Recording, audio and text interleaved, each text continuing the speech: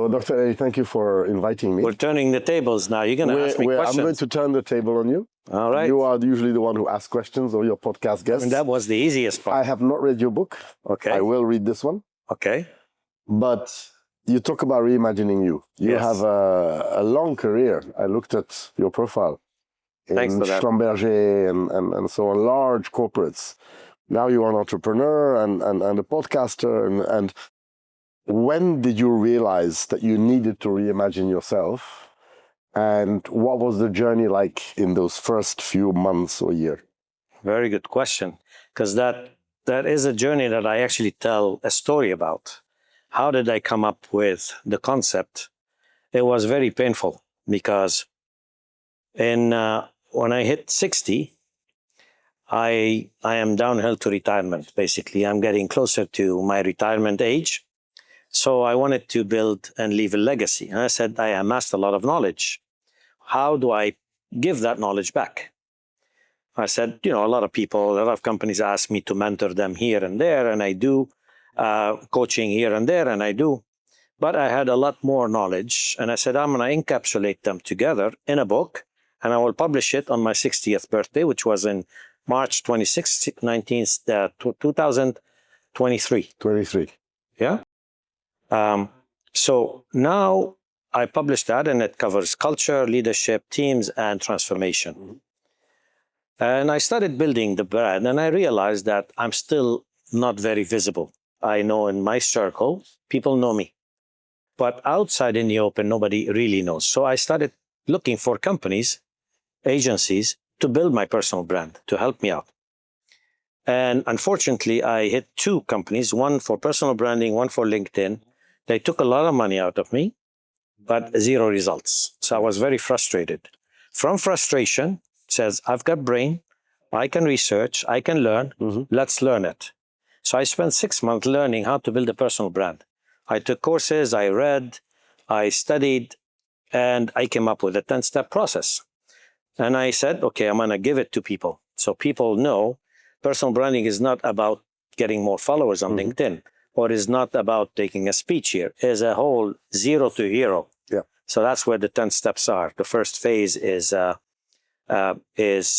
thinking, reflection on your mission and unique value. Second phase is activation, being in the digital world and the physical world. And the third phase is sustainability and monetization, which I'll talk a bit more later.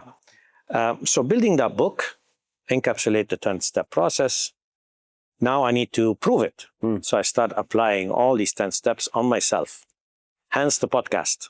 And the podcast is a platform that gives you out to the open, becomes visible, and you see the results is today, after 4 months, 90,000 subscribers, 500,000 views. Very good. Yeah. Did this answer your question? This answers my question, but it doesn't answer the personal part, because you stepped into the unknown. Yes. A lot of people are afraid of going into the unknown, right? I like challenges. So what the internal journey, not just the process and the learning, but that decision, okay, I'm going to step out of a comfort zone, a career, into something completely unknown. Yes, and if you don't know me yet, you don't know my personality, I love challenges. So on my 60th birthday, not only there was a mental challenge, which is the book, I had a physical challenge. I went to run. I hate running, but I ran a half marathon. So I keep on pushing the boundaries, and I love challenges. If I'm not challenged, I kind of feel stale. So this was a challenge.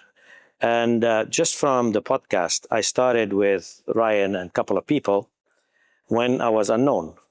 And I aimed to reach the impossible. I reached very high. And if you look at the esteemed guests that I have, they're tough cookies to reach. Yet I was so blessed to be able to reach them. I used network, that trusted network that actually introduced me to those people.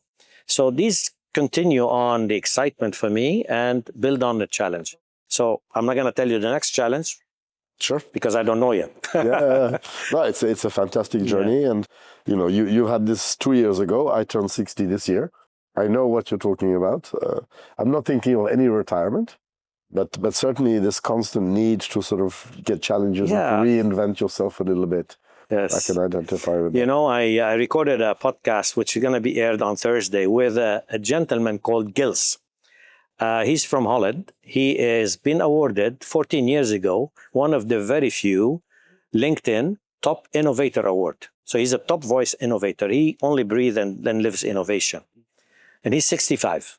So he told me, you know, at my age, 65, the age is like an onion. Told him, okay, explain.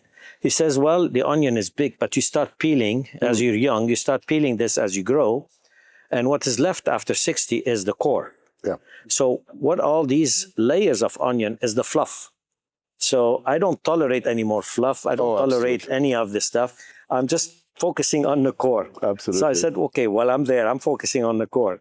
So maybe now you hit 60.